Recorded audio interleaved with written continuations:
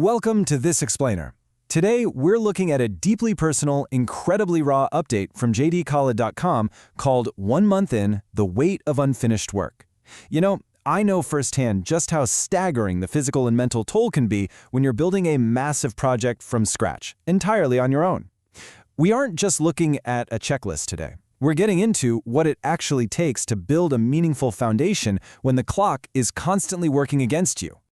Living inside a project like this, it feels less like momentum and more like standing in the middle of a construction site.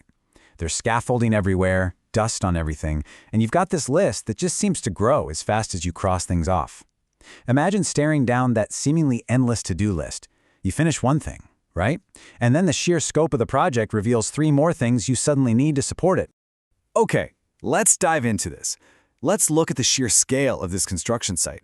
Just 1 month in, we have 9 deeply researched structural pillar articles completed. But to actually hold those up, 38 narrative references done, with 10 more just looming right behind them. And then 67 overview videos done, plus dozens of audio readings still remaining.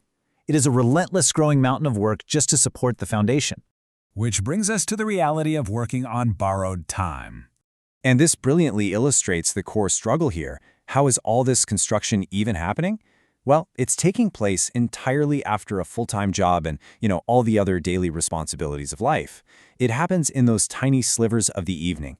If you've ever tried to build something at 10 p.m., you absolutely know this feeling. The best part of your day has already been claimed by the world, and that completely changes the texture of the work.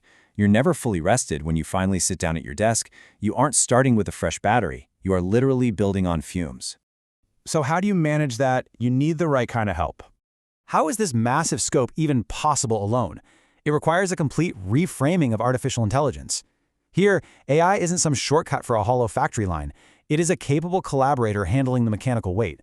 The framework, the structure, the roadmap, all of that still lives squarely in the creator's head. But executing it at this blistering pace, without that technological support, this project will be months behind where it is right now. So, the crucial point is about resisting the sprint. The absolutely hardest discipline when building a framework from scratch isn't the daily grind, it's patience. There's this massive temptation to sprint toward the exciting parts.